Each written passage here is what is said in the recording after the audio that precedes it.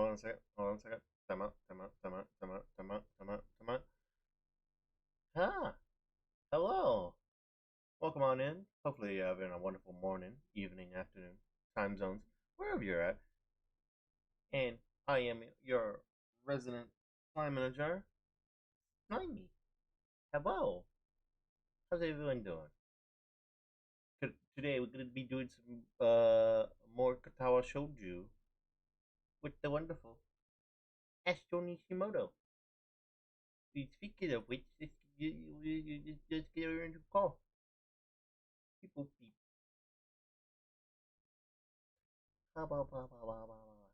I hate that every time I almost hit video call. One day, you're just like, oh, your dual Just see video black call, screen. pretty much. How have you been? I'm doing okay. That's good, that's good. Oh my god. Like, this whole entire morning, because I woke up at like around 5:30 ish. Yeah. And I was just like, okay, I gotta do stuff. I gotta do like some video edits on the side because, you know, want to make supercuts and stuff for certain streams that I've done in the past. But at the same time, I had like family in the room as they were like passed out, and I'm just like, fuck, I can't really, you know, listen to the feedback on some of the videos and like make funny, goofy edits and all that stuff. I was just like, God damn it. But luckily, they'll be heading back home like tomorrow in the morning. So Okay. uh, I'll be back to my old quiet like area without having to worry about someone you know waking up and looking at me with like murderish intent. But yeah, let me get the game, the thing get started up, and also let me put you up here because I don't want you to be Oh yeah. behind the thing. Make you a bit smaller so you can fit.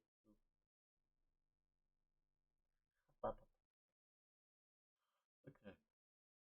Get this thing figured out. Oh my god. Sound tired. What's it called? I had a nap earlier, so I could get a bit energized from it. Uh,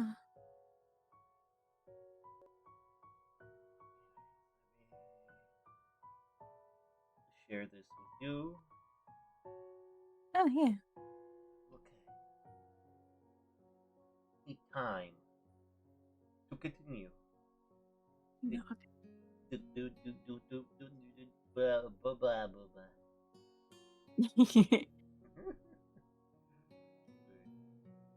Uh, that one, that one. Yeah, I think yeah. Yeah, it should be okay. Stretch real quick.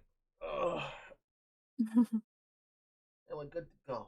Oh, I wake up to the annoying din of my alarm clock. Its bright red numerals lighting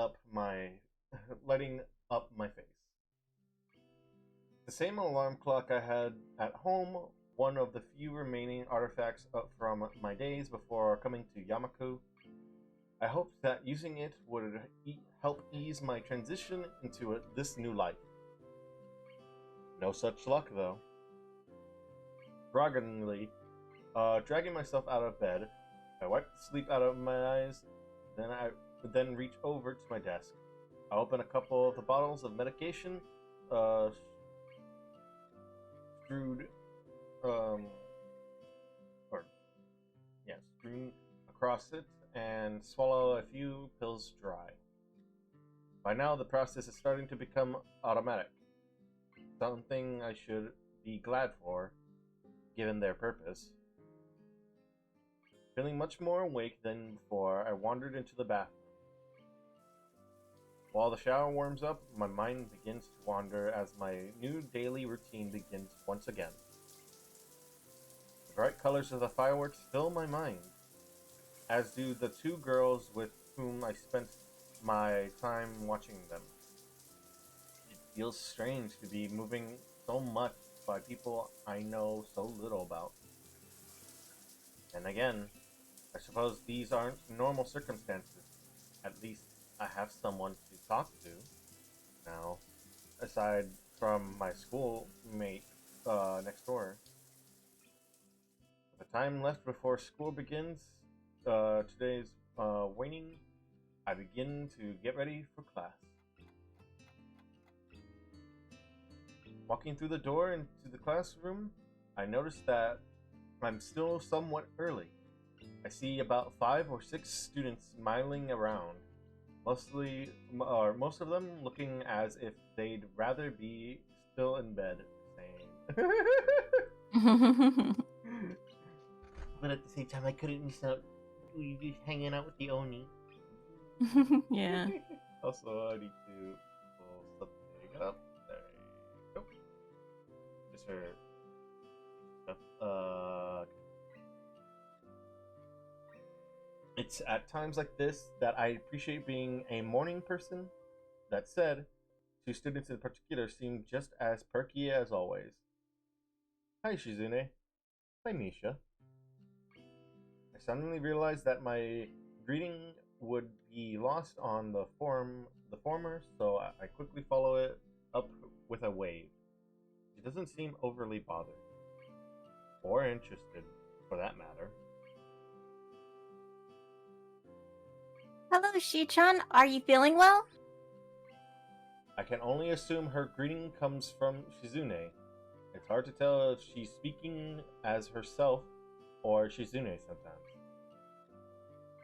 Better than most everyone else, I guess. You two seem bright and chipper. Misha signs this back to Shizune as I say it, electing a somewhat reserved answer if her sharp and rapid arm movements are any indication. Considering these two made such a big deal out of the festival preparations, I probably should have chosen my words more carefully. Since you're a new student, we've been cutting you some slack. Please don't expect this kind of task dodging to be allowed in the future. Misha looks as if she's about to add her own comment, but quickly goes back to interpreting as Shizune continues unabated. While your contribution to Class 3-2 stall is appreciated... Huh? Word sure got around quickly. That, or the two have their fingers on the pulse of the school. We would prefer your efforts to be focused on the task at hand, namely your own class. As much as I hate to admit it, they do have a point. Before I can respond, though, Shizune adds something more, which draws a smile from Misha. Did you enjoy the festival then? Lecture over, I guess. Yeah, it was good. Did you two enjoy it? Shizune gives a short nod as Misha grins and bounces her head up and down. The contrast side by side is amusing. Out of the corner of my eye, I notice more students starting to trickle into the classroom. A quick glance at my watch confirms that they're a few minutes late. I look over to Hanako's seat and realize that she's already there and contentedly reading a book. It makes me wonder just how long she's been there without me noticing. With heavy footsteps coming up the hallway signaling Matao's arrival, our idle talking comes to an end. I take my seat next to Misha. As the door slides open, he strides through with a ponderous gait. His posture is even worse than usual, and his eyes are barely staying open. I guess my quip to Lily and Hanako about the staff was misplaced. Everyone opens their book as he reaches his desk, and the first class of the new week begins. I rub my eyes as the lunch bell rings out, glad for the temporary reprieve from work. I'm entirely unsurprised when I look over to the door and see Lily standing there, cane in hand, patiently waiting for Hanako. Considering her acceptance of my request to join them yesterday, I decide to spend my lunchtime with them rather than eat alone. Hanako moves surprisingly fast to meet her companion, and the two enter the hallway before I can catch up. Lily's head turns slightly, registering the sounds of footsteps behind her. As Hanako notices and follows her lead, she almost jumps in surprise. Hisao? I mean, hello, Hisao. Hi. Sorry if I startled you. Lily turns to greet me, helped in her orientation by Hanako. Good afternoon, Hisao. Are you joining us? If it's no trouble, there was not much else to do, really. Lily gives a small nod as if to silently brush away any idea that it would be troubling in the least. We descend one set of stairs and walk down the hallway to the usual room, our pace somewhat quicker than usual, thanks to Lily using Hanako for directions rather than her cane and the railing. As expected, it's deserted. The sound of the other clubs can only barely be heard as sunlight streams into the room from outside. Looking around the room, I notice a couple of empty aisles propped up against a wall that I don't think were there before. The art club must use this room as extra storage. Should I get the chess set out? Hanako's voice seems less tense when she's directly addressing Lily. Yes, I'll make tea while you sort the pieces. Ah, I could do that for you, if you like. He ponders the offer for a moment before smiling, confirming that I've made the right choice. Her face is remarkably easy to read. Very well, thank you.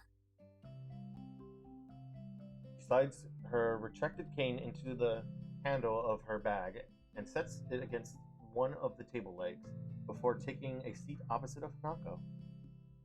As I prepare tea for the three of us, I can hear the small wooden pieces being set on the board. I wonder how good Lily is at chess given her circumstances.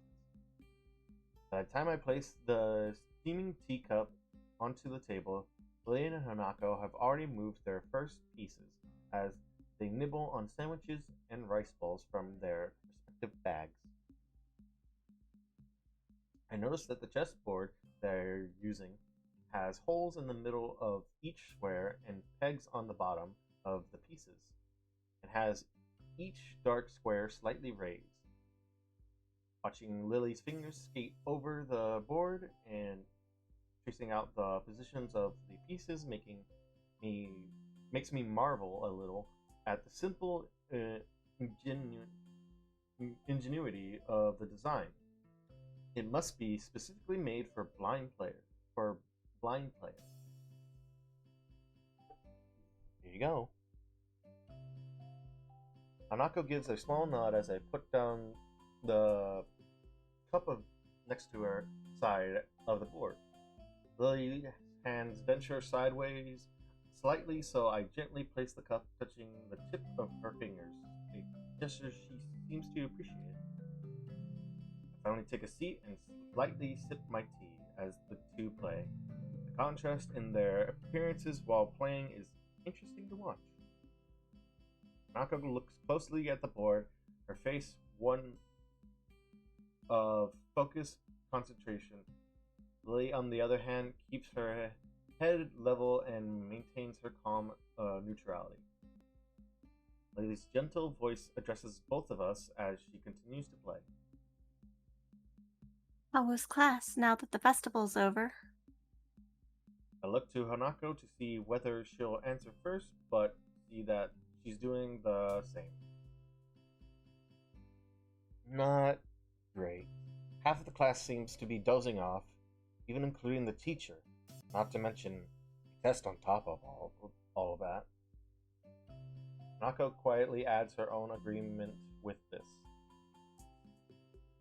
I can imagine that being difficult for you being a transfer student.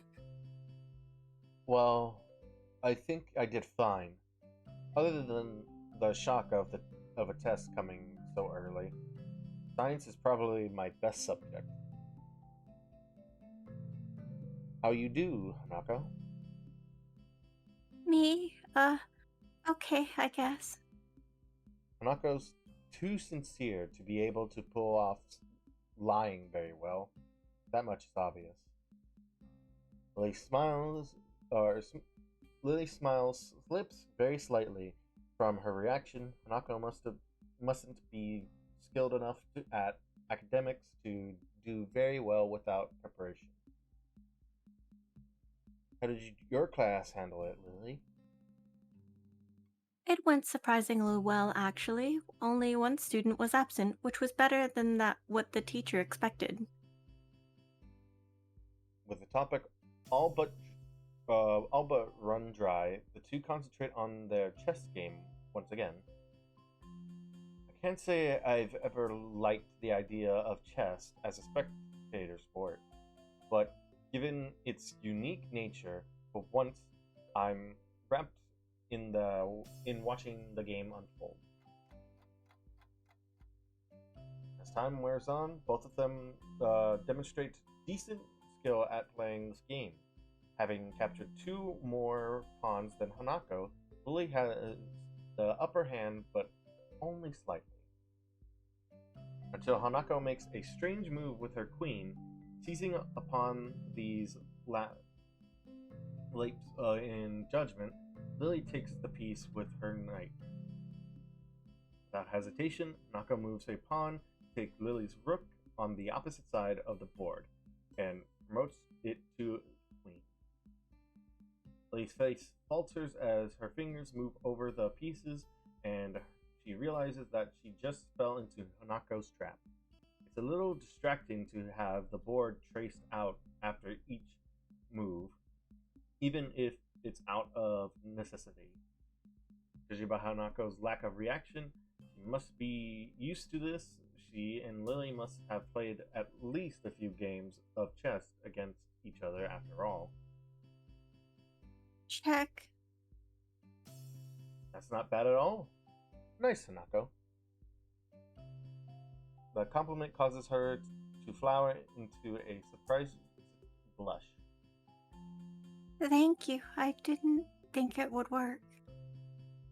I look over to Lily, her fingers having just finished tracing out the position of her remaining pieces in an attempt to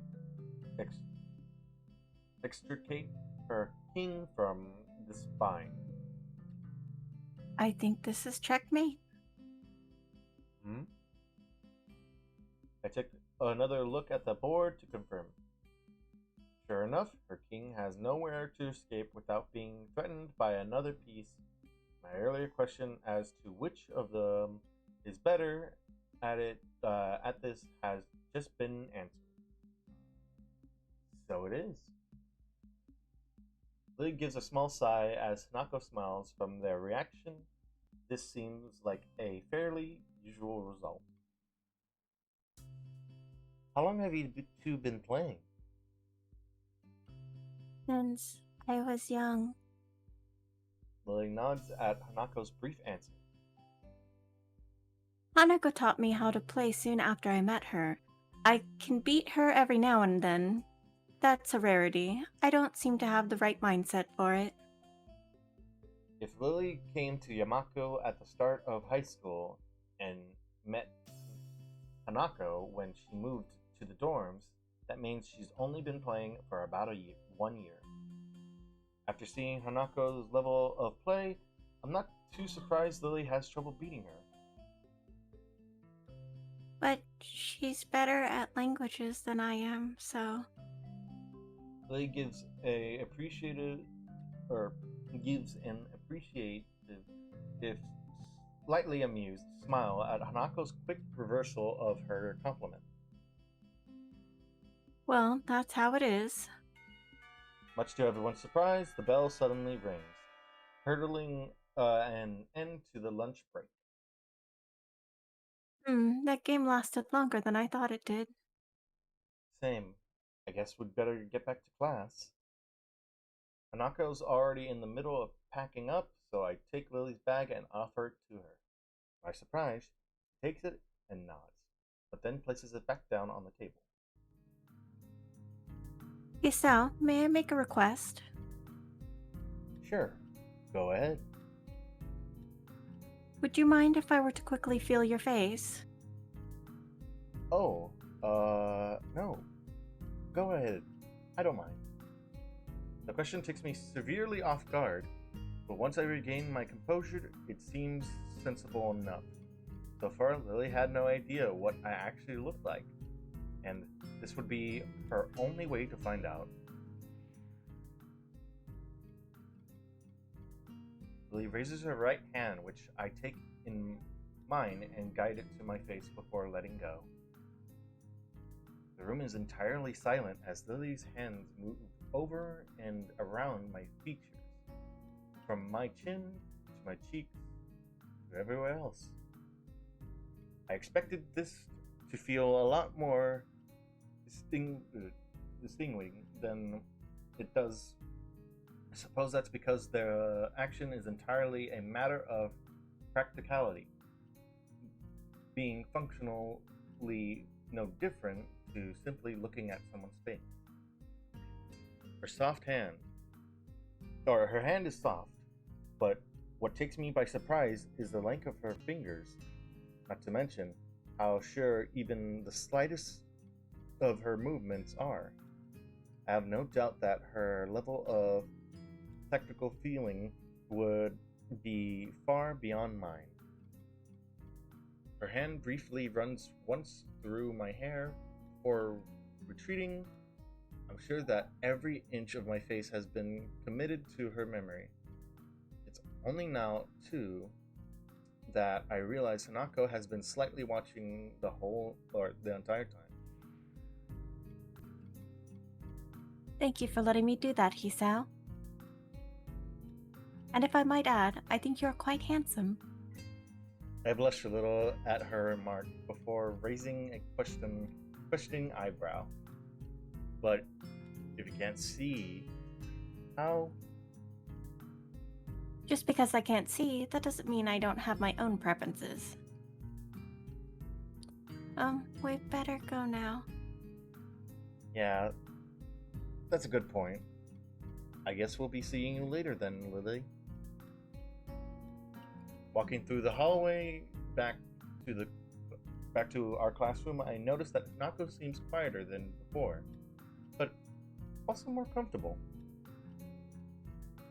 Lily, her hand on Nako's shoulder, seems to pick up on her asserted pace as well, smiling as they walk.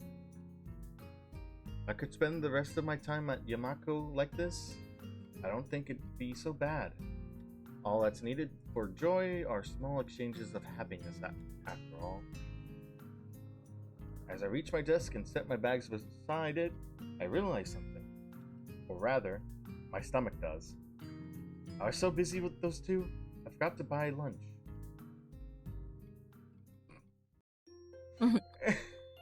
The transition. Whoops.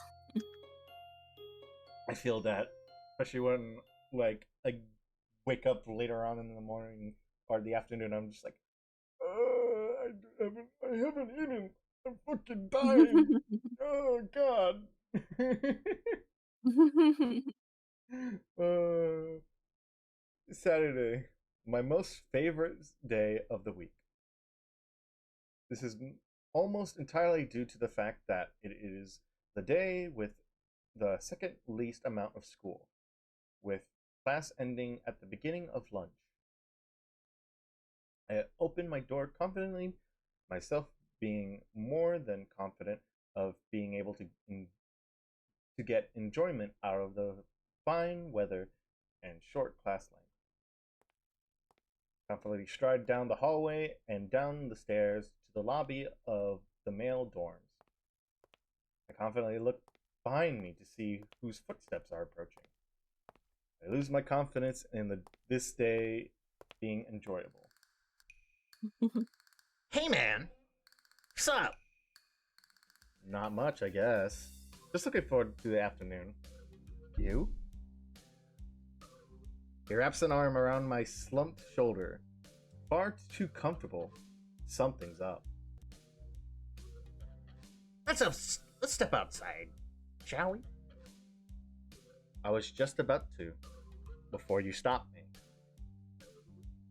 He doesn't take my reaction to the theoretically well. Ignoring him, I walk outside and start down the steps. It doesn't take too long for him to catch up with me again.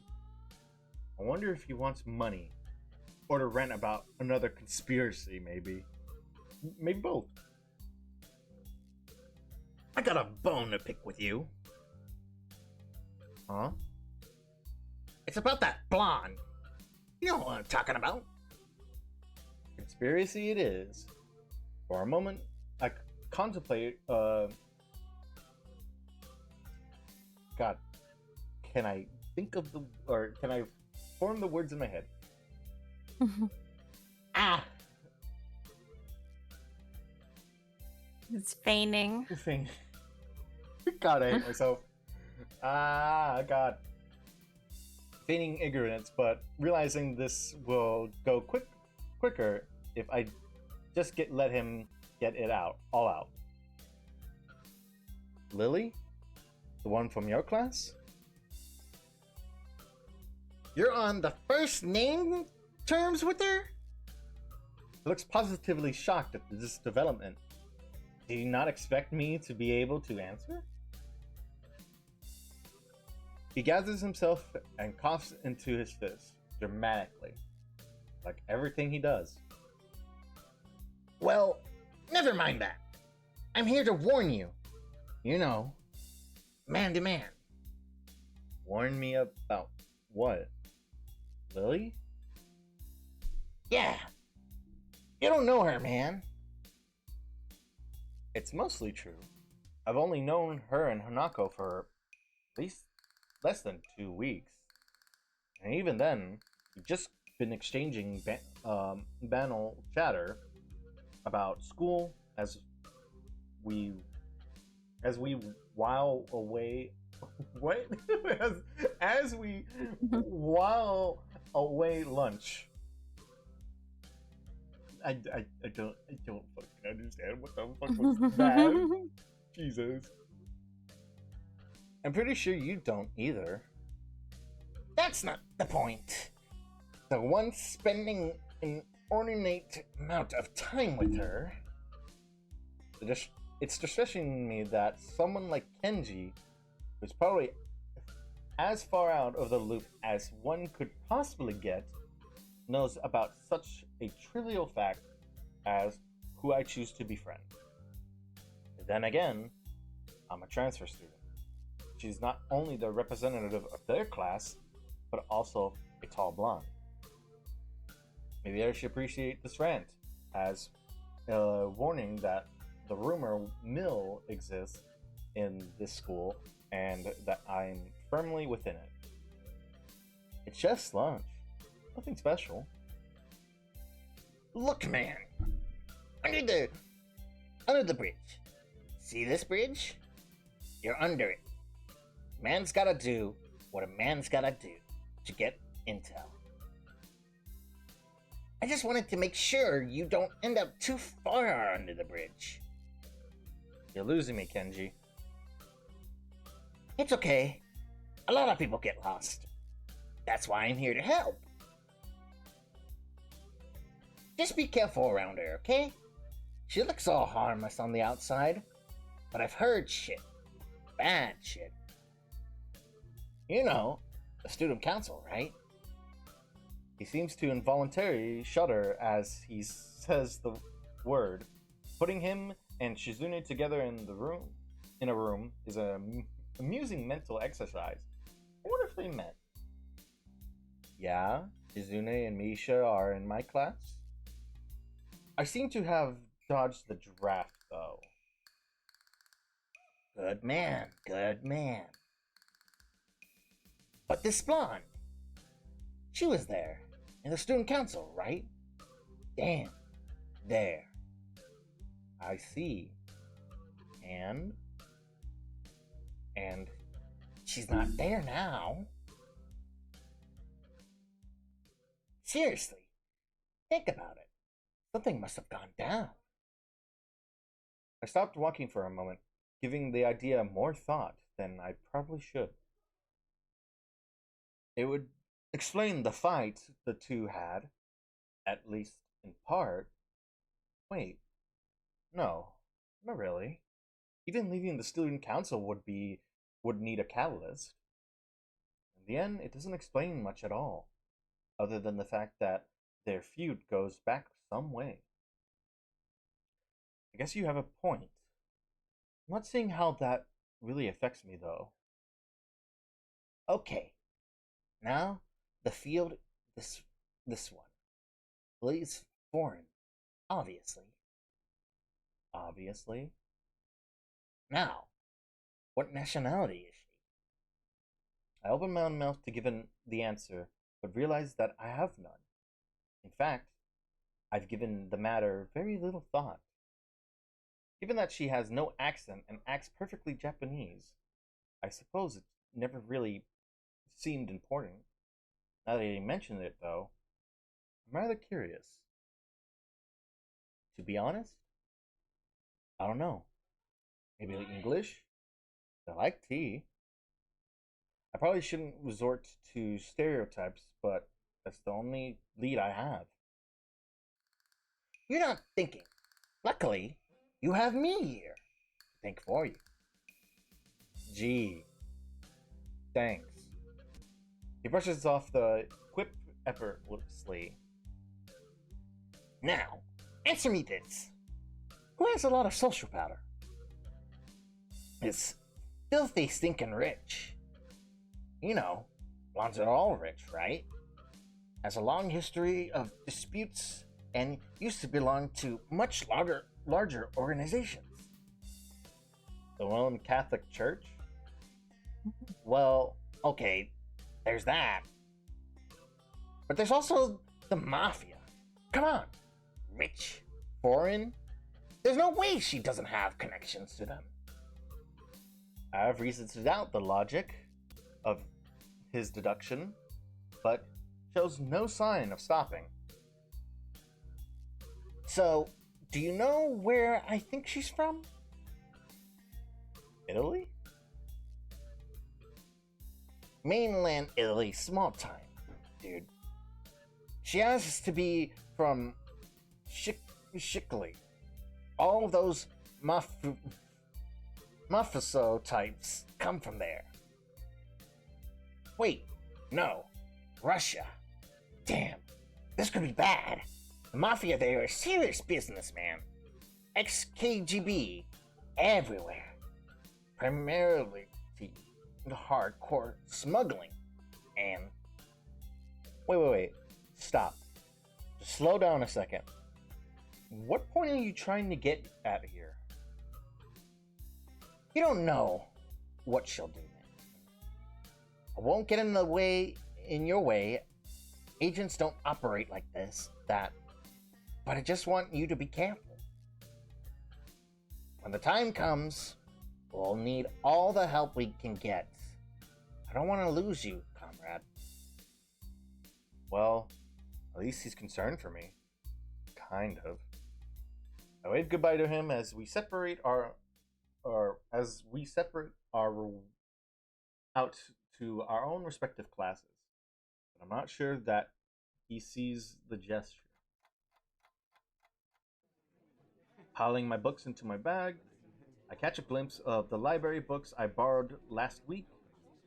Might as well return them, considering they took all of 2 days to finish. I briefly consider inviting Hanako along to the library, but she's already gone. It'll probably be better for my studying if I'm alone anyway. With a quick stretch and a wave to a couple of my classmates who give the same to me, I make my way out of the classroom.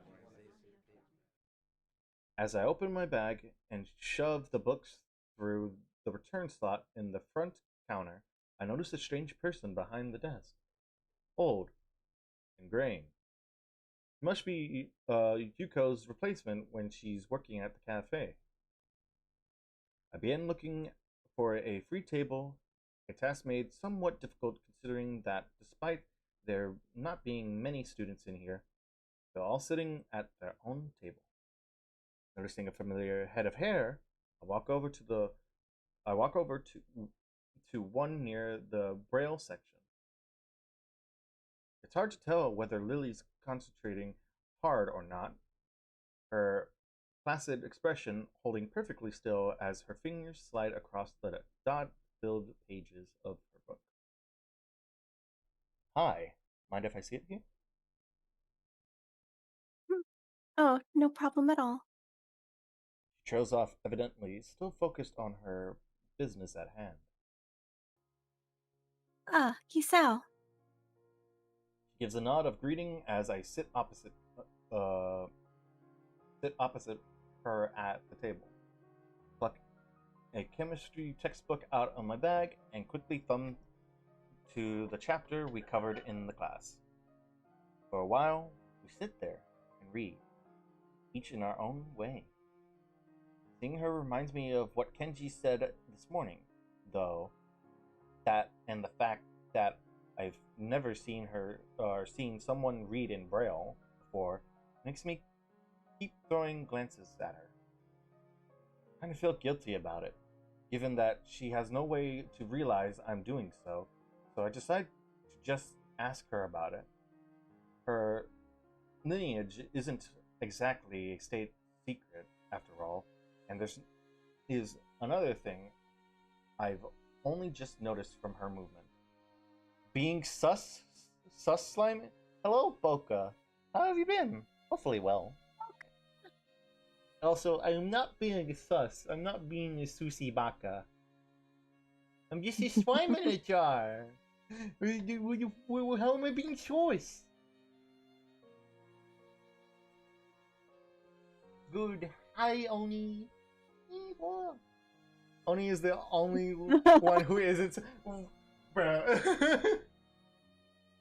I only trust Oni. This is like the time when I did fucking play Among Us with friends. I never got imposter at all. Not one time, and I always died first. And I hated it. This is the worst timeline. Breather.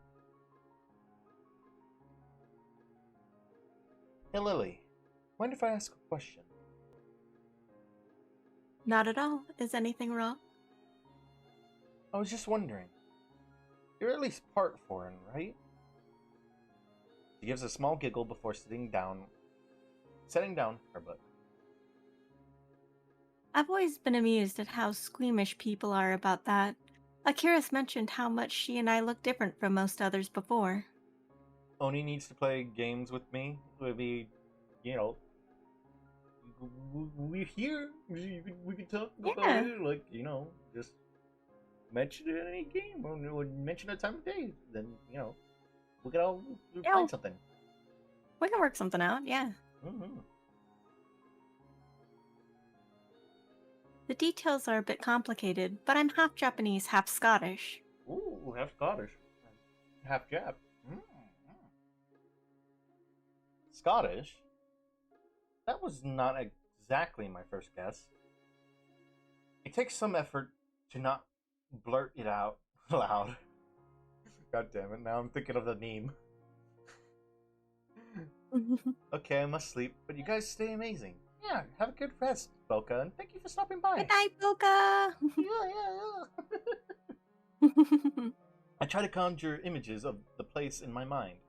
I think as far as the UK goes, Scotland isn't bad to live in, but I'm not really sure. My first guess of England was surprisingly close, at least geographically. That does leave another question, though. But you have no accent. That's where the details begin. I was born and raised in Japan despite my mother being foreign. Ah, I get it. Hold on. If she moved to the dorm simply due to Akira working longer hours, so they don't live near the school? She gives a small sigh, as if she didn't expect me to go any deeper. Was her previous frankness just a front? Or a front? Not exactly. I've been a long time since we've actually met. I feel like I'm not getting the whole story, but I don't really want to go unduly prying into her situation. Her about face shows she feels kind of awkward about it. So, do you speak much English? To be honest, I don't know that much about Scotland, but at least I know that that's the main language there. It takes her a moment to collect herself, appreciating the change in the topic. That's right. My family mostly used Japanese around the house when I was young, but they made sure Akira and I knew our Scottish side as well. I'm fluent in the language, but I'm also studying it in school to keep my skills up and to have the qualifications on papers mainly. So you're bilingual. That's impressive. I wouldn't go that far. Having parents who can speak the language is a large advantage, and English books and Braille aren't too hard to buy or import, with Yuko's help at least. God, it just reminds me of like my whole family because my grandparents and even my parents themselves are very fluent in Spanish and English. Meanwhile, I'm just like, huh? What are you saying to me? Yeah. I don't understand. I'm the same way. My family speaks Tagalog, but they never taught me Tagalog, so I'm just like, I have no idea what you're saying. I understand a few things, but that's just because like most of the time it's just somewhat swears. Just like I can understand when someone's just angry when they just like pinche pendejo.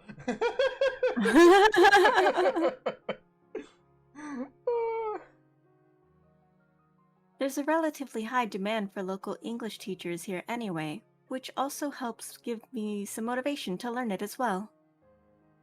Demand for English teachers. For a moment, I wonder why she brought this up. You're planning to be an English teacher? She gives an enthusiastic nod.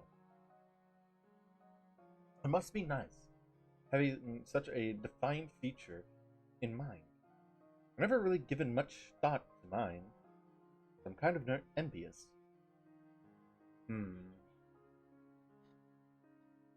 What's wrong? It's just, I could see you as a teacher pretty easily. It suits you. For a moment, she's speechless. She lowers her face a little and lets out a nervous giggle, something I've never seen her do before. With Lily's role as a class representative and her dependable nature, teaching does seem to be a line of work fitting her personality. Sorry, that was probably a little much. It is true, though. Waving her hand in front of her face dismissively, she quickly recovers. It's not that. It's just that only one person's ever said that to me before. A short somewhat awkward silence follows the discussion. Without knowing it, I ended up steering into a troublesome topic again. To try to cheer her up a little, it was me who went and got her brooding after it all. Want to go grab lunch at the cafeteria after this? It might perk her up a bit, or at least take her mind off of her apparently complicated family situation. Going by her smile, it seems to have the intended effect. I appreciate the thought, but the food there. Quite a quick redirection of the conversation. She does have a point, though. Food there isn't the greatest. Yeah, yeah. Maybe Shang Shang I got Shanghai. We could ask Hanako if she wants to come as well. Ah, What is it? I almost forgot until you reminded me. Hanako's birthday is coming up soon, and I was going to go shopping in the city for a present tomorrow. If that's an invitation, I'd be happy to accompany you. The ability to get more used to the layout of the city would probably be a good thing. I've barely set foot in there, so I'd be hopelessly lost by myself. She gives a nod, signaling that she's happily approves of the plan for Sunday. We eventually get back to our books, though before I begin reading again, I steal one last glance at her. Maybe I've been thinking on my situation too much. After all, everybody here would have their own unique circumstances. The chance to get outside and clear my head will probably do me good.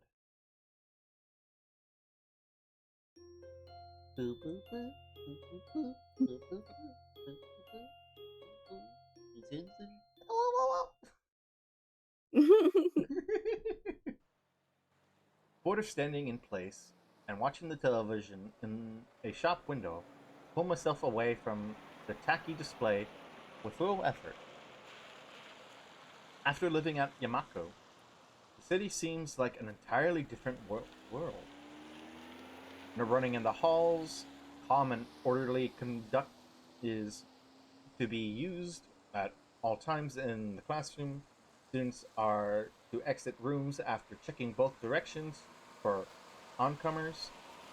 Elevators are reserved for movement impaired students, single file on the stairs. Compared to such strict, almost regimental standards, the city's shop arcade might as well be a strange country. While the school may have its fair share of hustle and bustle during the festival, the outside world is much different. It's strange, having lived in the metropolitan city before my accident. This should feel more natural than Yamako and the surrounding town even could. Yet, feels foreign somehow. The elevated walkways and the tall buildings, each adorned with billboards taller than any three people, don't do anything to distract me from the passing crowd reaction. Lily keeps one hand on my shoulder, the other holding her cane, which taps the ground with a metronome-like steadiness. Looking over to her, the natural smile of her still holds. Having only seen her in school uniform, I'd not have recognized her as she sat on the bench waiting for me to come, if not for her cane propped up against it and her distinctive hair. I can't tell whether they're glancing at her due to her height, her foreign looks, her obvious blindness, or all three. Not that any of those would make the situation any less uncomfortable that is. Do you have any ideas of where to look first, Hisao? Her soft voice breaks me out of my line of thought. I can't imagine that she's failing to notice the attention she garners, but she seems unfazed by it. I get the feeling she's the type to enjoy walking outside, so she might be used to it by now. Not really. This is my first time in the city, so I've got no idea where to go. She furrows her brow in thought, finding a route for us to take, and comes to think of it, a way to communicate it. Something I noticed in the time I've been with her is how, when deep in thought, she lacks close to any form of body language to show it. Her expression may change, but not a hint of movement shows.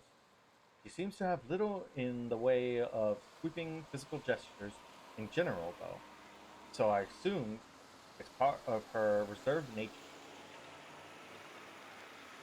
Is there a large electronics store near here? I take a quick look around, mostly finding clothing stores. After a few seconds, I notice a store with a bright blue sign, some distance away, that fits her description. Yep, it's just a bit ahead of us. Should we go in that direction? Thankfully, it's just the information she needs. With a nod, we start off and head towards Lily's unknown destination, landmarks being our guide. Here you go. One vanilla, one chocolate. This doesn't look like an electronics store. It's probably they just saw the ice cream parlor while they were at it. I mean, hey, it probably is hot, you know.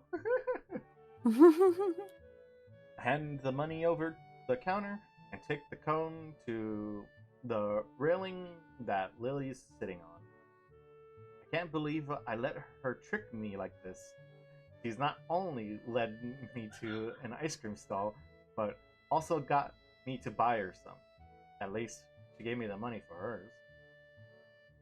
Sure enough, she patiently waits where I left her. I guess she was planning on making the day an event rather than a simple shopping trip. I call out to her and slowly place a vanilla cone in her outstretched hands, being careful to make sure she has a good hold on of it before letting go. At least her tastes are fairly normal.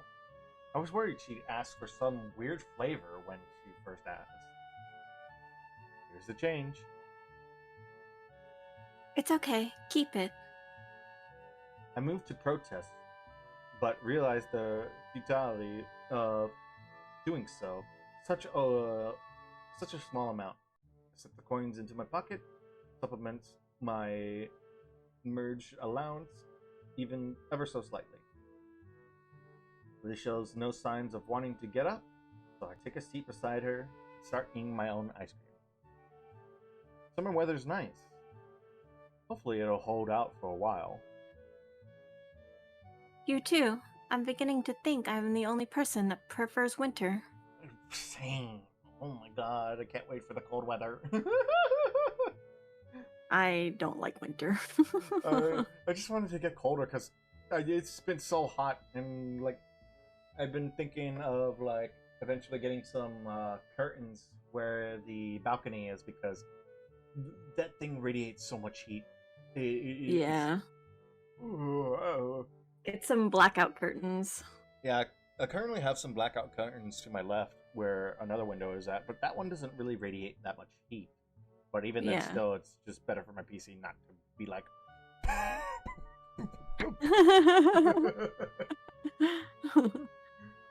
I contemplate her statement for a long moment. Yeah, I think you might be right. Or, I think you might. It draws the intended reaction. She's cute when she's pouting.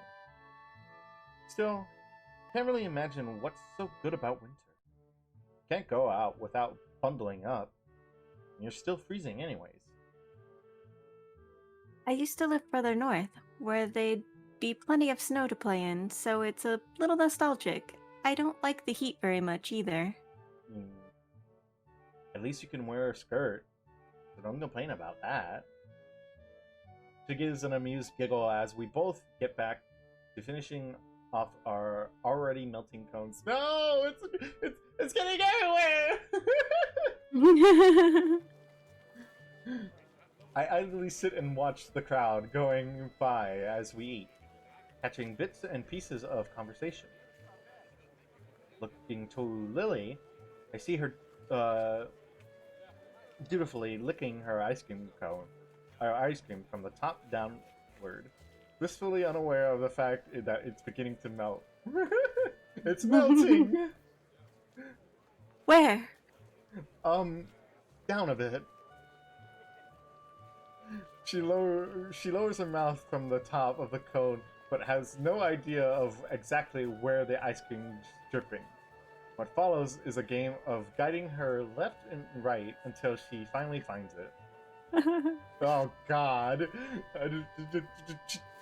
Jesus, you can't just be doing that. To an onlooker, it must seem absolutely bizarre. A girl with her eyes closed, turning her cone over and over as a guy next to her gives her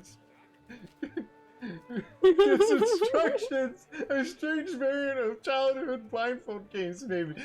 No. God damn it. In good time, we finally finish our treats, and while away the time converse casually.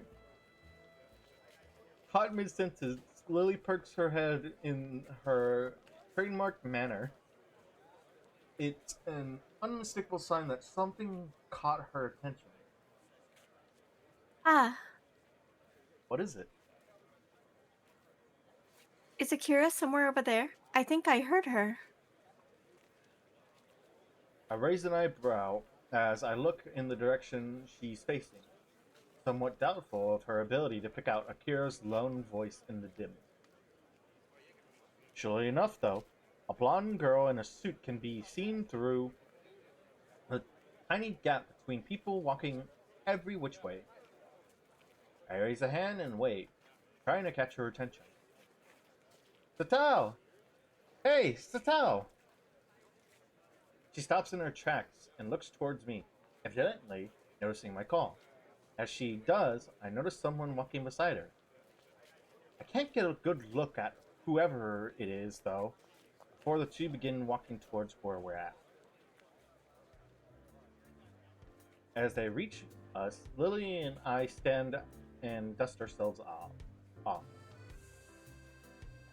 Akira? Hey, you two.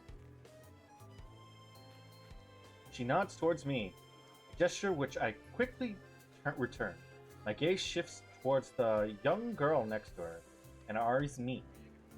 As they do, Akira plops a hand on her head and moves which doesn't seem to faze her. I don't believe we met. I'm Haraki. Pleased to meet you, Hisao. A guy's name? Huh. I guess I just dodged a bullet there. He bows somewhat restrained by Akira's hand being on his head. Oh, how do you say that? Hideaki? Oh, Hideaki's here too. Are you well? Akira's been taking very good care of me. Thank you. Akira grins as if to affirm the point, and rubs his head hard, dragging it around in a circular motion. His deery face during this is somewhat amusing. Uncle's out on business again, so I'm just taking him around in town for today. I'd have preferred to be spending the day on a date with my boyfriend, but... Hidaki gives a cough and to try and redirect Akira's thoughts. As he does so, though, I find mine wandering. Related? And further, as first cousins? I suppose that explains why she's taking care of him in any case. Come to think of it, Hidaki, how did you know my name? Akira told me, being a Yamako student. I suppose you're disabled in some way? Not everyone in Yamako is disabled. I only learned a handful of days ago. I give silent thanks to Shizune and Misha for their stream of information about the school's work, how the school works. Because of them, I found that since the school will accept practically anybody suffering from non-mental disabilities, it doesn't discriminate against healthy people either. Seems unlikely that many in good health would enroll there, though. While the standard of education is pretty high, it's extremely isolated and very much focused on helping disabled students. You're dodging the question. Damn, he's sharp. Before I could say another word, he decides to take a stab at it himself. If I were to call it myself, your heart. Kira looks mildly curious at me. Her interest piqued as well. Surely was a lucky guess. How did you? Show no missing limbs? Deformities? So external disabilities are out. Considering the lack of any mannerism, it's also unlikely that you have any mental disabilities. But Yamako doesn't take mentally disabled students. I know. Leaving that aside, the only possibility left is that of eternal disability. I don't know which one you might bear, so I guess correctly, as it turned out, and your reaction confirms my guess. More than a little bemused, I look to Akira. She grins and shrugs, obviously taking some enjoyment out of her partner's deduction. He's sharp, yes, but more than a little unsympathetic, logical, but lacking in tact. His attitude reminds me of Shizune, in a way, as do his looks. May I ask why you're staring at me? Surely I'm not that unusual a specimen. Does he not know how unusual he looks? I could overlook the spat and clothes as just being coincidental, but the ribbon in his hair really is too much. This is entirely besides the point, though. Sorry. Just reminded me of someone. Akira gives a sharp jab with her elbow. Told you you're not that much different from her. He coughs into his hand to try and maintain an upright and serious demeanor. I see. You've met my sister, then. Perhaps my full name might help you. I am Hidaki Hakamichi. You are probably thinking of my sister, Shizune Hakamichi. Oh, so he's Shizune's brother. Wait a minute. If Haraki is the son of Akira's uncle, and Shizune is his sister, then that means Lily and Shizune's fathers are brother-in-law. Therefore, Lily and Shizune are our first cousins? Lily groans in an uncharacteristically unrestrained manner. The reaction earns an amused smirk from her sister. The enmity between the two just took on another meaning. I thought it simply a matter of difficulty of communication between the two, but a family feud makes things much more complicated. You can choose your friends, but you can't choose your family. She gives a half-hearted shrug. You mustn't give as much weight to the two conflict as I do. Well, that's how it is. What are you two up to anyway this fine day? We're shopping for Hanako's birthday present. The day will be coming up soon, so this is the last chance we'll have before school starts again for the week. Akira makes a strange face, as if Lily had just said that the sky wasn't blue and the clouds are not white. Isn't our birthday the 10th this month? Or next month? Yes, why? Is something wrong? Akira's face seems to collapse. It's an utterly unbenefit expression for someone rowdy and headstrong. The folks didn't call you yet? As Lily shakes her head cluelessly, I look at Hadaki to see if he knows anything about this. A simple shrug is his only answer. For a moment, Akira ponders what to do before smiling once again. The fact that she can hide her emotions so quickly and effectively is unsettling. Hey, Shorty, sorry, but could you hang with Hisao for a while?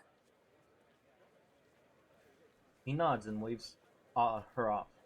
Akira places an arm on Lily's shoulder as she guides her away and out of earshot.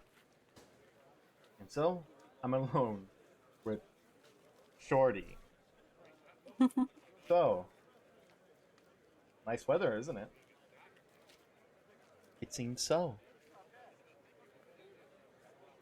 I guess they dumped us. Indeed. What a practical attempt at small talk. I got no idea how to talk to this guy, and his robotic response aren't helping. Blood and stone come to mind. Without another word, he begins to rock on his feet in an obvious gesture of boredom with this discussion. He really is like a little kid, despite his serious demeanor. Suspecting the conversation over, I decided to accomplish what I came here to do in the first place. I'm going to search for a present. Coming? Not much else to do. In a little while, we come to a small shop besides a convenience store. Once the store windows aren't filled with electronics and computer games, but dolls, stuffed bears, and all manner of wood-crafted oddities. Othello's Antiques. Antique store? Well, if there's anything in this town, that suits Hanako, guess it'd be here. I reach for the old-looking door handle and pull back at the last minute as I realize my companion's gone adrift. Not coming in? I'll just be in the newsstand for a while. Don't mind me. His voice makes it painfully clear he has zero interest in what is in the store, and that he doesn't feel obligated to follow me. As he wanders off without another word, I push the thick wooden door and enter the store, a bell above me ringing out. The musty smell of old books and wooden shelves is distinctively anachronistic. I look to the counter beside the door.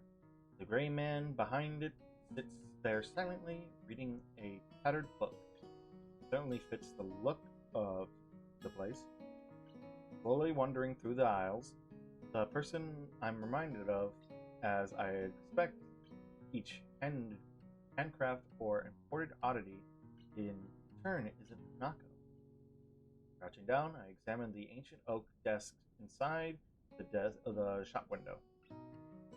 At least 30 dolls, all very wildly in size and make. The only similarity between them is the long Victorian dress they wear. I turn to the price tag of one that looks to be about waist height. Not much in my price bracket at all. Do the same to each of them, getting more and more depressed as they get smaller and smaller in size. That is until I reach the very smallest one. Affordable, just yet of quality, make with long burned hair and little blue dress. I decided that it's the kind of present Hanako would appreciate. Pretty looking and far from gaudy. Oh god. Ugh. After I carefully pick it up, I decided looking around the store. I'm not sure whether it's because I like the atmosphere or out of simple curiosity. Peeking around the corner before I go to the next aisle, I see that the shelves in this one are stocked with wooden toys, from toy cars to intricate automatons. Oh god. Tucked behind a line of nutcrackers, I notice a little plain wooden box. It feels surprisingly light. I pick it up with my free hand. The lid only needs the smallest movement to pop open. The little metal drum inside begins to rotate immediately. For a second on end, I simply stand there listening to the palm-sized melody. As it plays, I take the tiny price tag in my fingers and bring it up to my face. The minuscule cursive writing takes some effort to read. It's affordable, sort of. Grimacing slightly, I close the lid and make my way to the counter with doll and music box in hand. When I lay the two on the counter, the man behind it sits up and takes stock of them. He doesn't hide very well his surprise at someone of my age buying them. It's painful, but I hand over the money for the two and leave the store with a small opaque bag in hand. Daki being there takes me by surprise. Oh, hi. I thought you'd be at the newsstand. Akira gave me a call. He's waiting for us at the fountain with Lily. At least that solves the issue of trying to find them again. We head off back to the fountain. Hidaki accumulates posture and presentation, despite his appearance, makes for a strange contrast even as we walk. Lily and Akira stand there waiting for us. Their faces hard to read. You ready to go, Shorty? Hidaki's mood seems to improve as he rejoins her. See ya, Lily. Hisao. Tell Hanako I said happy birthday. We will. Bye. Goodbye, Akira. And with that, the two disappear into the facade of the afternoon city crowd. Turning to Lily, I notice she's carrying a small bag. It's now that I realize why her disposition felt different from before. While Lily typically is the type to wear her emotions on her sleeves, her expression and tone are clouded and difficult to read. More than a little off-putting. But given the effort she makes to hide her emotions, I doubt she wants to be cornered on why she's feeling this way. Already bought Hanako a present? Yes, have you? Yeah. Shall we head back to the bus stop then? Okay. There should be a bus back to Yamako pretty soon. And with that, we can begin to walk. Feels strange compared to before. Lily's hands on my forearm, feeling unusually tense. The whole atmosphere is extraordinarily awkward. The silence continues for a while. I really don't like seeing her like this. Hanako's birthday party is going to have to be held earlier. Is the 4th going to be alright for you? I have no other possible obligations anyways. so I reflexively nod. Only afterwards do I remember that doing so is pointless, and quickly answer by speed. She tries to collect herself, a task that looks almost uh, pitiable in how plain it is to see how distant her thoughts are. Sorry, Yusao. You said the bus would be coming soon, right? That's right. But now that she says that, I have an idea.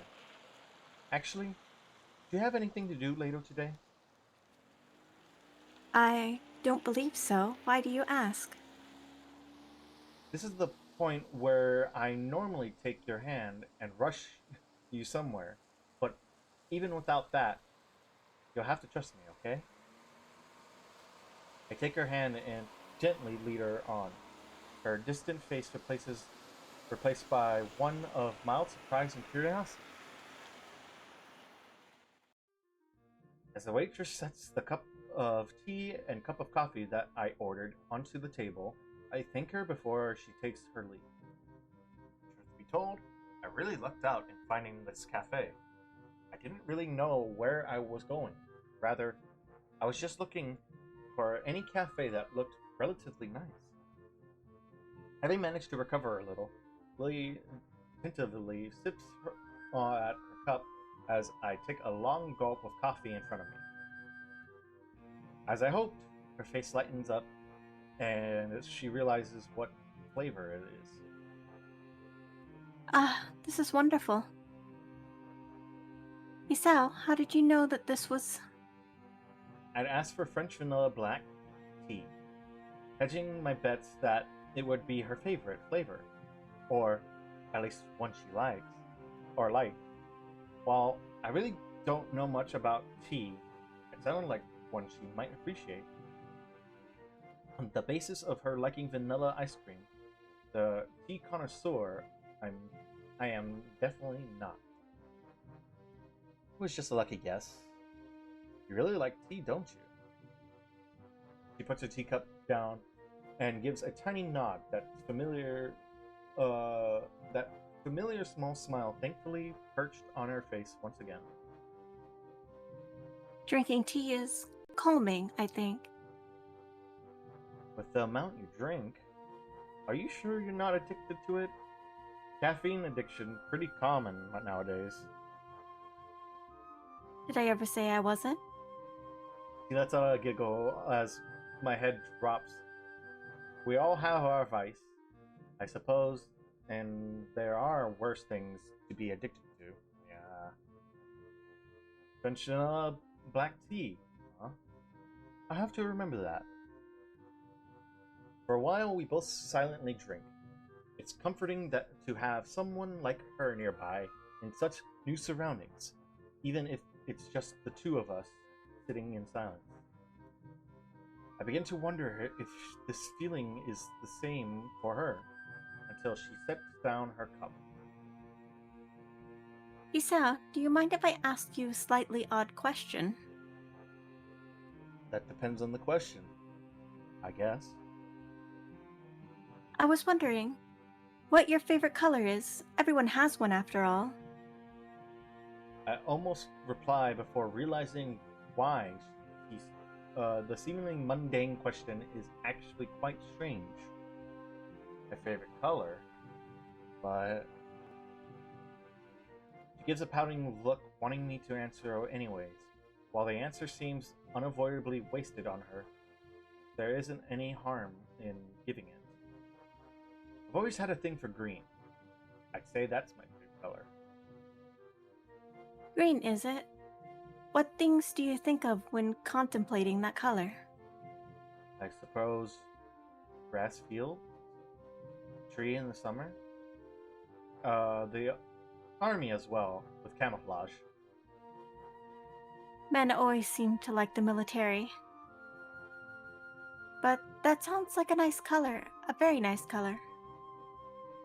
She nods her head a little, as if approving of the choice, considering how foreign the concept of color is to her mind, labeling it by association seems reasonable enough. If everyone has a favorite color, then what's yours? White. I'm told that the color of snow and of ice cream. Not better than me then. If you only like the color because of your favorite food, I guess white is nice too, though. Speaking of color, it'll be getting dark soon. Let me help you up.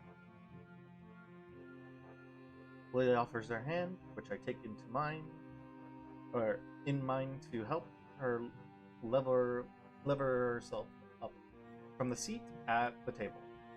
Its softness compared to mine takes me off guard, as I'm not used to such casual contact. It doesn't seem to bother her at all, though. While it seems obvious why, it feels like just one more ladylike aspect of it to her. As her hand moves to her pocket, I quickly cut her off. Don't worry, I'll pay for this. Oh, thank you, Hisao. She gives an earnest smile at the gesture, a reward much greater than that of her words. By the time we stepped off the bus, it's well true and truly dark. We make our way up the hill in silence, both of us behaving a little awkwardly, probably because of the day's events. While I'm still concerned over Lily's withdrawal nature after meeting with her sister, the fact I managed to cheer her up even slightly feels like a personal victory. But it feels like the air between us has changed. Maybe it's only a bit, but it's something I don't think either of us realized before. That was a date, wasn't it? Oh. It was. That doesn't elude either of us. Question's answer being so self-evident as the to be rhetorical. Awkward as it may be, I don't think this feeling is bad. In fact, quite the opposite. I don't know what it is. I certainly can't be sure, but it feels like something's a little more than friendship. Understanding? Empathy? Searching for the word to ab- ab- God, adequately describe it is difficult nonetheless. Would you like to do this again sometime, Lily? Without shopping for presents? The attentive question is met with the same look from Lily as before. Her pale skin makes the rosy tint of her cheeks just slightly more noticeable, and her face, though still pointed to the street ahead of her, lowers just a little. Okay. Ooh, Went on a date. let's Ooh. go!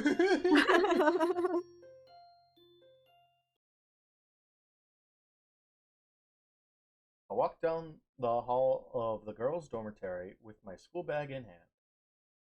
A doll lies inside, carefully placed on top of a small box. I've been carrying the box in there for a while now. Still, not sure of what to do with it. This whole situation, come to think of it, is bizarre. While I know of Hanako's upcoming birthday party for a while, I had no idea of exactly what the celebration would be until I found a single note left in the abandoned tea room earlier today. I held it up and read it again, double checking the instructions, the plain black handwriting fairly uh, legible despite Lily's blindness. Lily thanks to considerable effort and care. Hisao, we'll be holding a party at my place. Please come at 6 o'clock, the room 225 in the girls' dormitory. Sorry for notifying you this way, but I have class representative duties. Lily Hisao. Not reassured, I continue walking down the hallway until I reach Lily's dormitory room. I hesitate for a second, but eventually give 3 sharp taps on the door. brief and muffled exchange of words can be heard from the other side. Sitting closer, I can just pick out Hanako and Lily's voices. As they finish, Lily calls out, Might that be Hisao? "Password! What's the password?" Yeah, yep. I got the note you left for me. You can come in, the door is unlocked. Glad that I managed to get the right room. Press down on the handle and let myself in. As the door swings open, my greetings to them is stolen from my mouth.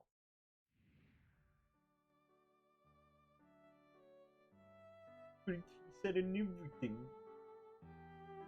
Lily sits at a low table in the center of the room in her pajamas, while on the other side sits Hanako in her nightgown, being dressed in only normal school clothes that feel quite out of place.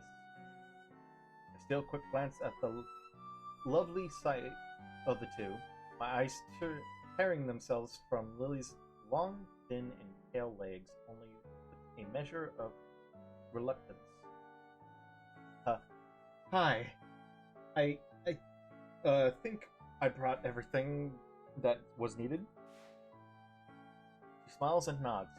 I wonder if she's even aware of the pleasant sight she makes.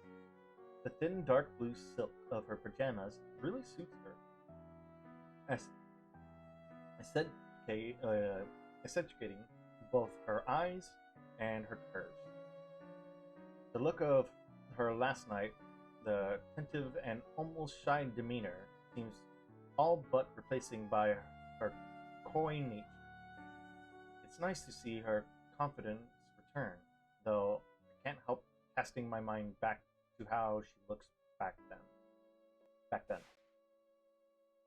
I look to Hanako, who nervously sits opposite her in her gown. This is surprising that she's wearing something so conservative, though definitely looks cute. Hi, Hanako. Happy birthday. Thank you. She's unusually skittish, despite the fact that she's warmed up to me considerably over the weeks. We've come to know each other. This is a pretty unusual situation, I guess. Feel free to take a seat, Hisao. I'll just pour you two some tea. Sure thing. Lily takes the steaming red pot from the side of the table and gently pours its content into our cups. As I take a seat beside them, setting my bags against the nearby wall. My senses returned and my hormones somewhat calmer. I realize that this is the first time I've ever been in Lily's room. The first thing I notice is the ambient smell, just slightly different from that in mine, probably faint perfume or nail polish. Could be anything of a girl's, really. Another is the plain nature of the room.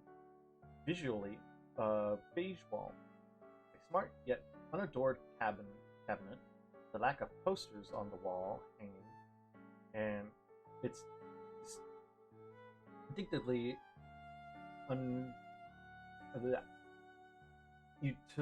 God damn it, I cannot fucking. The words are slipping my mind. I hate it here. And Utilitarian? Utilitarian? God damn it.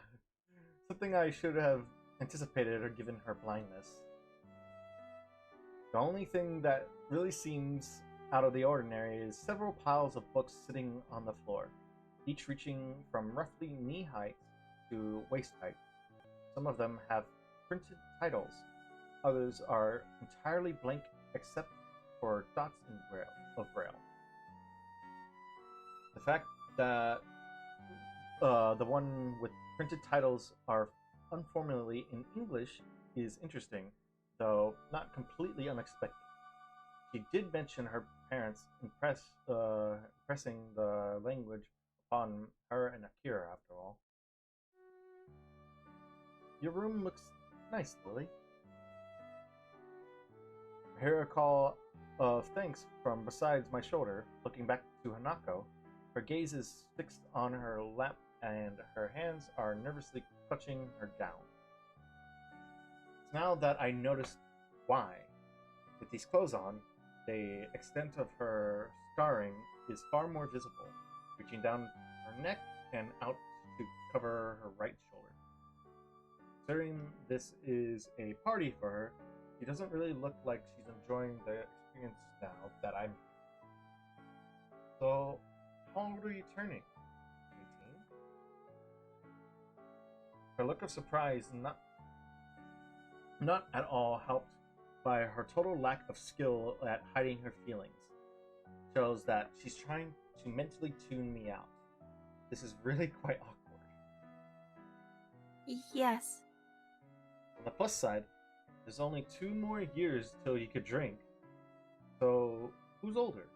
You or Lily? Lily, she had her birthday in February. What about yours? Earlier this year, so it's already passed. Unstated, is that it passed while I was stuck in the hospital. That was particularly the low point of the experience. Conversations with her dries up as quickly as expected. It isn't long before Lily finished preparing our drinks, sitting down, the 3 teacups in front of us. I picked up mine immediately, noticing a much stronger aroma and taste than the tea we've been having. Huh? It tastes different than the tea we have in school. It's a different variety. Rather than the kind we've been having there. You've never tasted orange Jaipur before? Not that I can remember.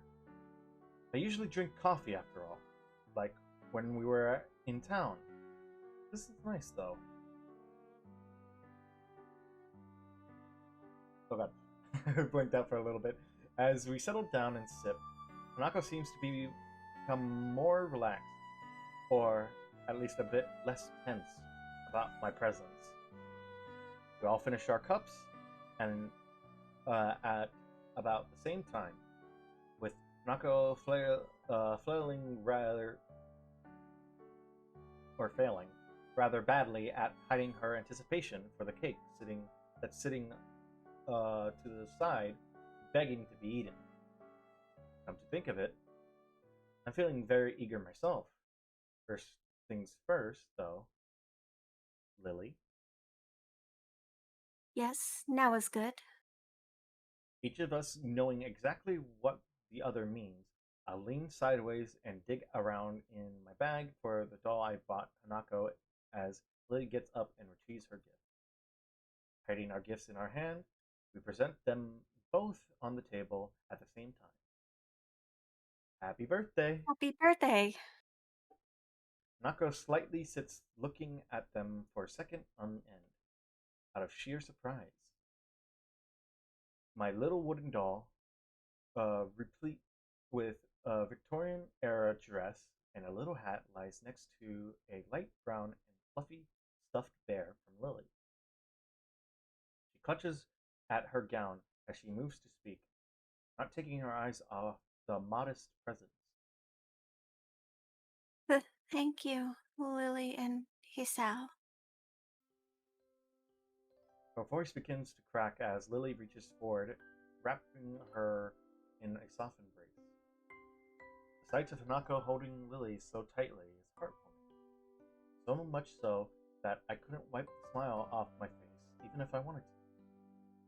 As Lily gently rests her face on Hanako's head, she speaks so quietly and softly I can barely hear her.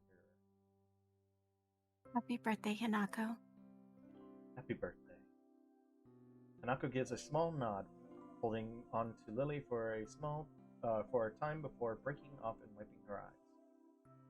I guess that for Hanako, simply having someone, anyone, to be there and love her would be special. The fact that Lily and I can now share that role for her is something I think I will always be grateful for. Hanako gently takes the dolls the doll and teddy bear holding them both to her chest as she warmly smiles. For a long time, all three of us simply sit in happy silence. The quiet is not broken until Lily's soft voice beckons. Shall we have at the cake then? Her proposal is met with two looks of unhidden anticipation. An argument for me. Okay. Whew, that was good. Contentedly sit back, both Lily and Hanako looking just as satisfied with the food as I. It took some effort, but we managed to finish off the cake in one go. I don't think I could fit any more in. I think next time I'll buy a smaller cake. Hanako and I give a little chuckle, but I can't help but notice that come this next year, come this time next year, will have graduated from Namako. That fact is somewhat depressing, as I finally feel as if my life is starting to get back into some kind of order. Idly looking around Lily's neat and orderly room, her books catch my eye once again. May be a little impetuous, but my curiosity gets the better of me. Besides, I don't think she'll mind in any case. Hey, Lily, do you mind if I take a look at one of your books? You're quite welcome to, Hisao.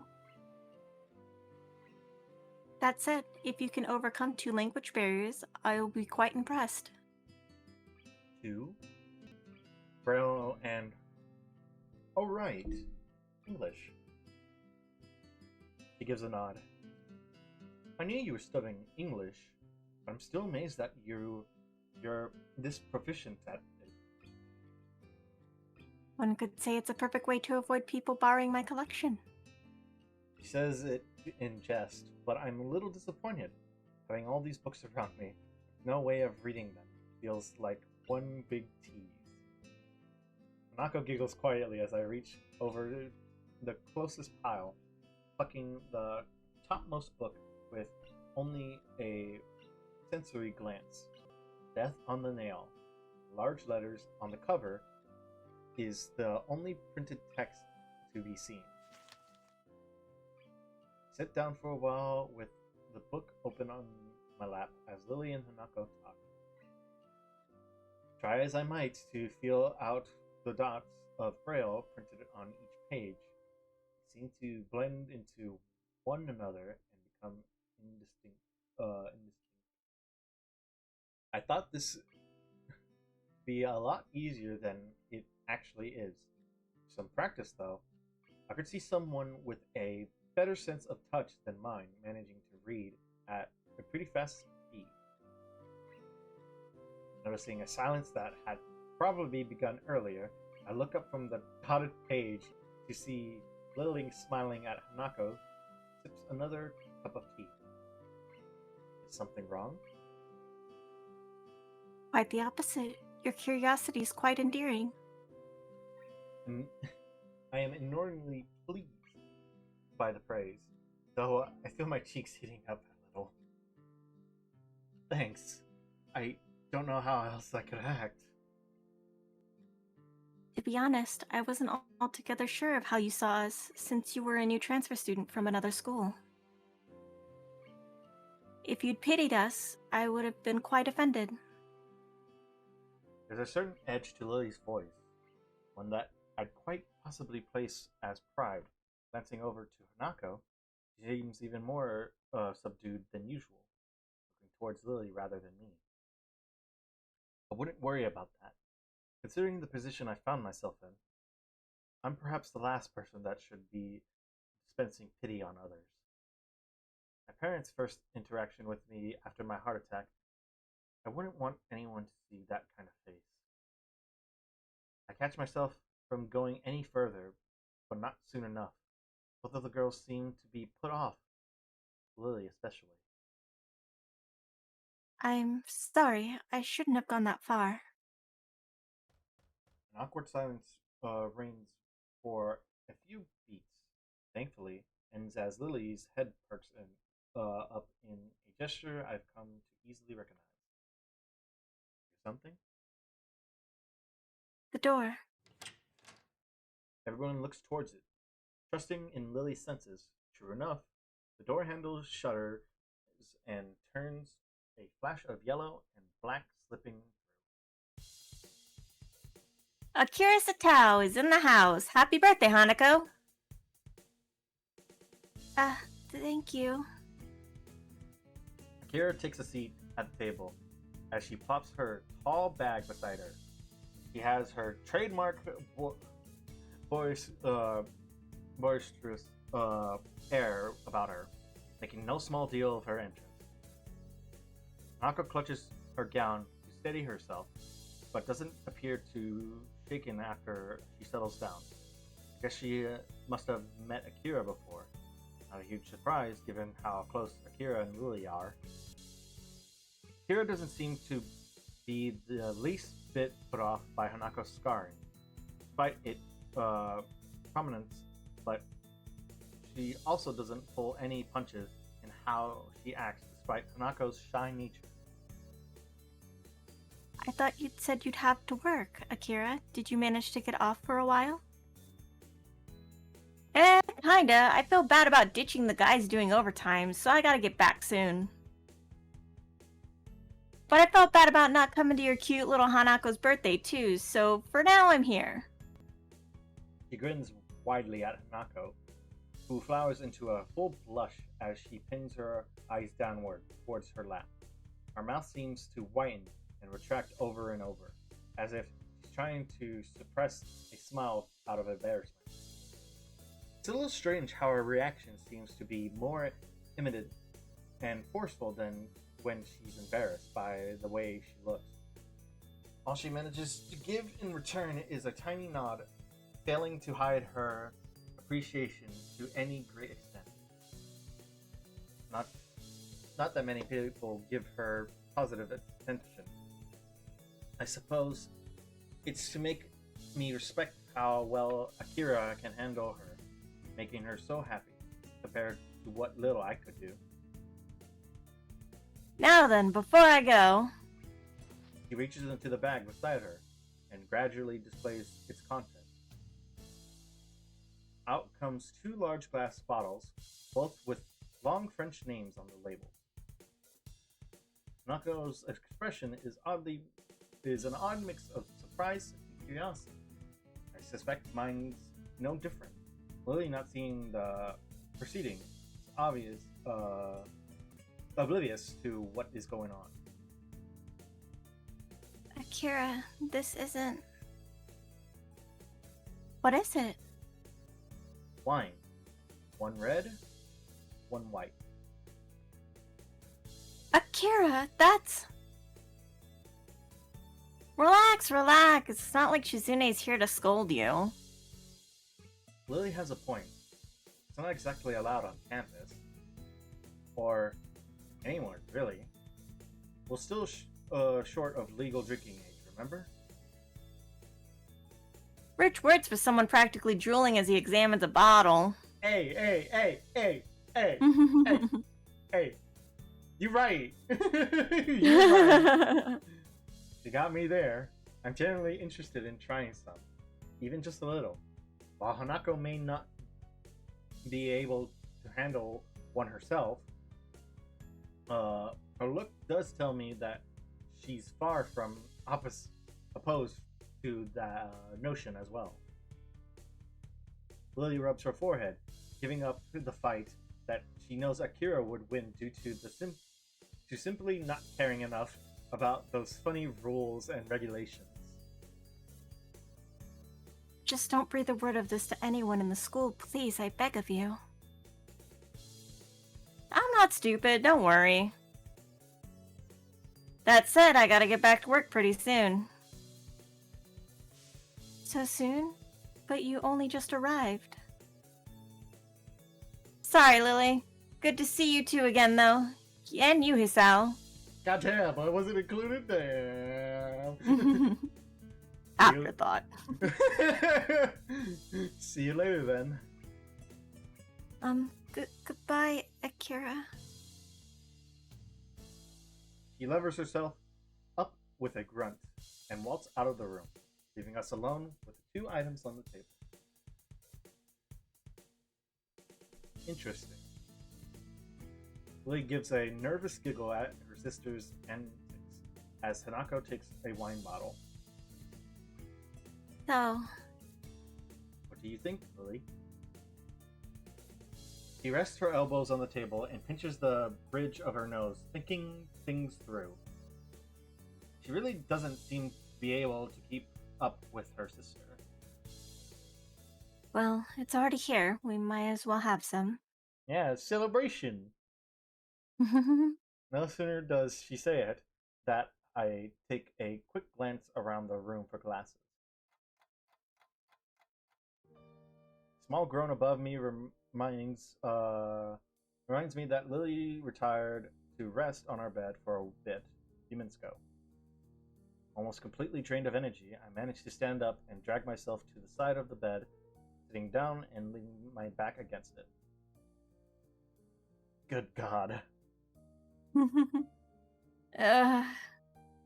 Lily groans, sounds lifeless. Too much to drink? My head hurts. Yeah, too much to drink. I rest my head back and idly stare at the ceiling. What an unimitated disaster. Like proper idiots, we all drank the night away, with one glass after another. Nako simply fell to the side asleep. It's a miracle I don't feel as ill as Lily. Hey, Hisao. I'm sorry about today. I didn't think this would happen. It's fine, Lily. To tell you the truth, I had a lot of fun today. Really? I think Hanako did too. No, she certainly did. There's a short silence before another groan resounds from the suspend Lily. You okay? As you said, I just drank too much. What's the time? Time. It's. I quickly look at my wristwatch. The numerals barely legible in the gloom. About midnight? Curfew's in effect then. Yeah. Guessed as much. We'll all have to sleep here for tonight. As soon as I say that, I hear the sheets moving as Lily starts to sit up. Hanako. No. Go back to sleep. Don't try to get up. Hisao, I have to. You're in worse shape than me by any stretch. Get some rest. But what about... I'll grab some spare blankets and put them over her. Don't worry. As I give a deep yawn and stand to retrieve them, I hear her lie back down with a soft thud. Thank you, Hisao. No problem. It's the least I can do. You look outright wasted. I am not wasted, just a little bit tired. She starts pouting, a slight slur beginning to distort her words as the alcohol takes hold of her again. I grab a couple of blankets rolled up at the end of her bed, quietly rocking over to Hanako, carefully lay the blankets over her peacefully sleeping figure, making sure not to wake her up. The thick smell of alcohol coming off of her breath makes me doubt she'd wake up no matter what I did, though. I stand and take one last measure of the room. 2 girls, both very drunk, and 1 sleepy guy overnight with them, in a female student's dorm. What a scandal that'd be if it broke out. As I move to sit back down at the side of the bed, I steal one last glance at Lily.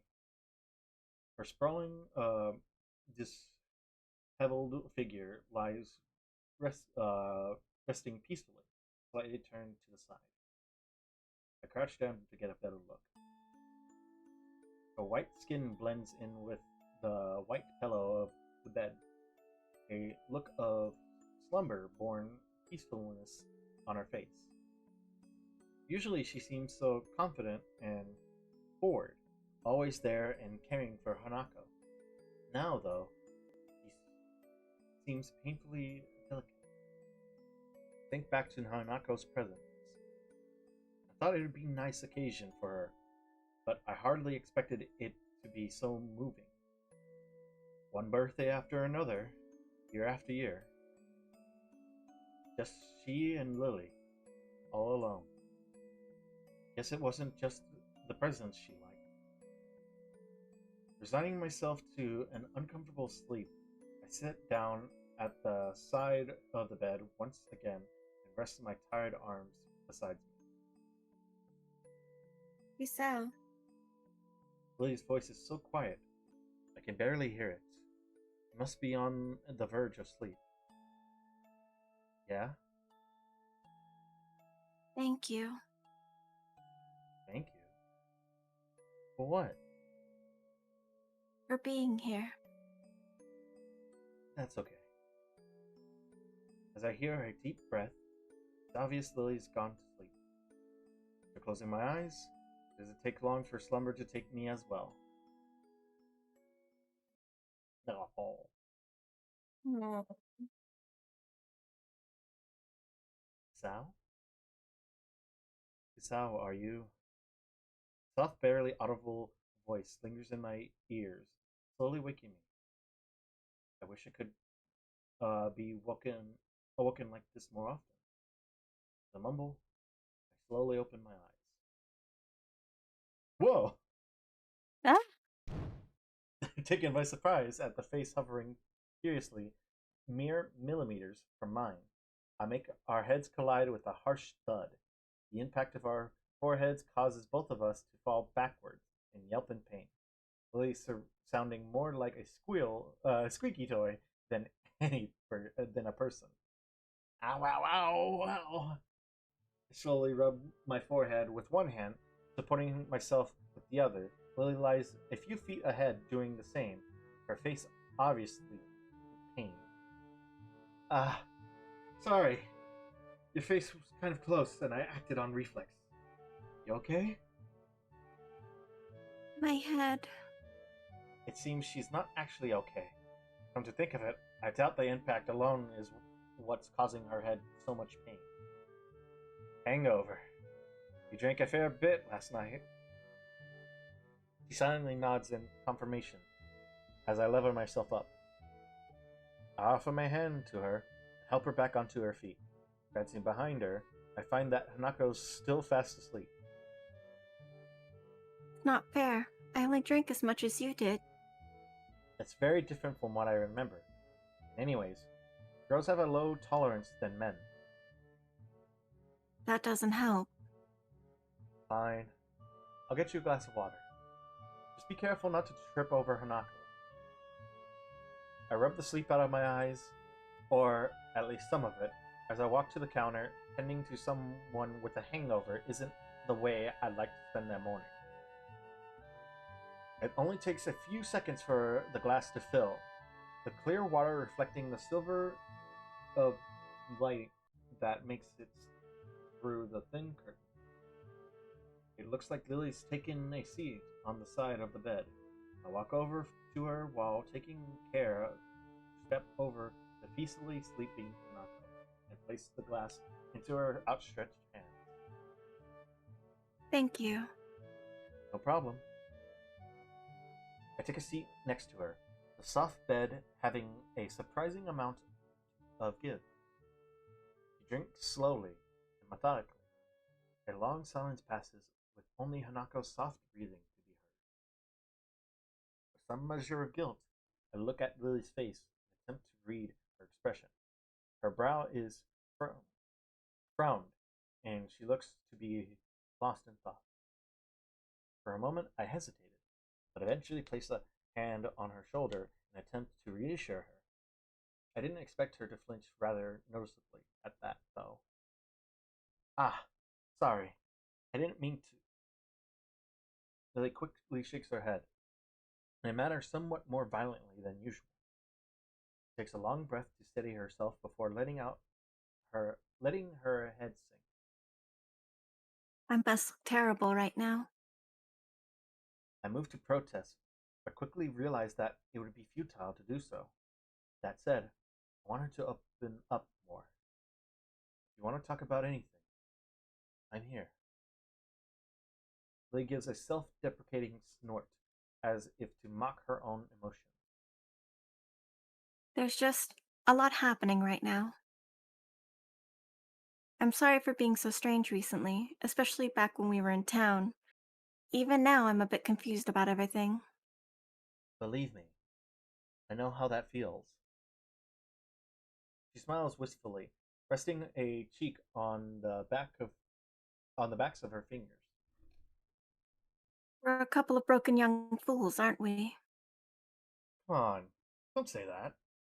Come graduation, we'll be back out into the real world. The real world? Sometimes I surprise myself with the way I think about things. I guess the strange, divorced feeling of Yamaku and the surrounding towns compared to the outside world still hasn't become natural. Maybe it never will. It's strange, in hindsight, being isolated from society like this. Doesn't feel as bad as it probably should. A wary grin on her face, Lee seems to share the same sense of amusement at the idea. Eventually, though, her smile drops. I'll be going back to Scotland for a week or two soon. Is that why we had to reschedule Hanako's birthday party? She gives an affirmative nod. You'll be able to see your family again. At least, you're not looking forward to it? I haven't met my family in 6 years. I don't even know how to act around them anymore. Wait, what? My mouth hangs open as I try to process what she just said. It's if she's 18, that means she had been only 12 when they left. I may have seen very little of my parents with with them both working long hours, but that's I feel utterly useless as I struggle to find some way to respond. That's why? Why did they leave, or why are they inviting Akira and me back? Both, I suppose. My father's business has its headquarters in Scotland. An executive position became available for him there. In the end, he had to move permanently. Uh, uh, My mother followed him, but Akira and I stayed in Japan for the sake of both Akira's job within the Japanese branch of my father's company and my education. As for the latter, one of my aunts is gravely sick. ah, I'm sorry. Don't be. It feels strange, really.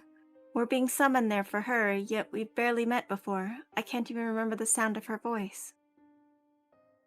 Equally strange is the total lack of empathy she feels towards her family for doing such a thing. Can't help feeling slightly humbled. That said, her wistful exterior is just hiding her emotion. Seeing her like this is depressing. Knowing what to do, I lift myself off the bed.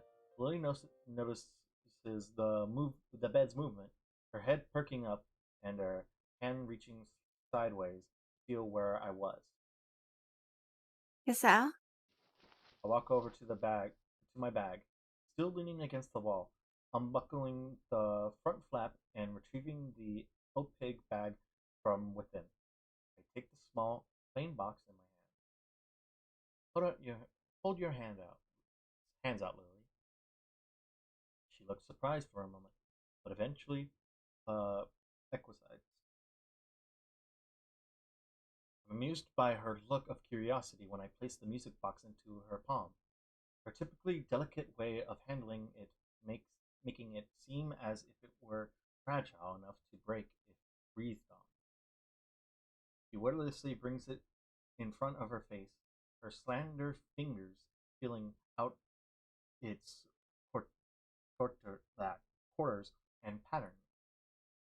Eventually, her fingers find the recessed line, recessed line between the lid and the body of the box, and her thumb effortlessly pops open the lid. I take a seat on the bed next to her, watching her face slightly and intently. She sits completely motionless as she listens to the dim, diminutive tin melody, her mouth just slightly open. It takes a long while before she closes the lid with a small snap, bringing the curtains down on the miniature performance playing in her hand. A smile on her face, gently and crisply, shows that I made the right decision. Think of it as a going away present for your trip to Scotland. I will. A restless shuffling can be heard from the floor in front of us, sound the sound having woken Hanako. Climbs out of her the blankets I put over her, looking befuddled and wiping the sleep from her eyes. I see you're finally up. Hmm? What? Hanako looks around the room with her eyes only half open, her mind far from being as awake as her body. Her dazed state makes me and Lily chuckle. As Lily gets off the bed to tends to Hanako, I take one last look around the room. I guess I better get going then. There'll be questions if I'm seen leaving the girls' dormitory in the morning. Goodbye, Hisao. Oh, goodbye. I stand and walk to the door, picking up my somewhat lighter bag along the way. After I leave the room and enter the hallway, though, I hear Lily's footsteps behind me. Hmm? What's wrong? Without a word, she strides up to me. I freeze as I feel her hand slide onto my cheeks, seemingly every nerve taking in the feeling of her fingers and palm upon it. Immediately after, her face slowly moves next to mine, a light, momentary touch of her lips brushing against my other cheek. For a moment, everything seems to stand still. I absentmindedly bring my fingers to my cheek as if to try to recapture that fleeting feeling. Lily. That's my thanks. That's my thank you, Hisao. Thank you. For your present. Have a nice day in school. And with that, she disappears behind the door, gently closes it. The muffled voices of her and Hanako audibly through it, much as they were yesterday night. I think I'd be hard pressed not to have a nice day after that. I walk away with a certain spring into my step.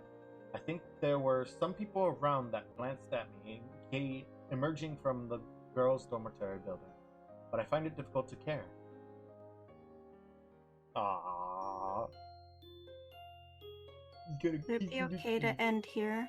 Oh yeah, even especially after that whole Yeah. thing of just getting a little smooch. Yeah. Little smooch. little smoochies.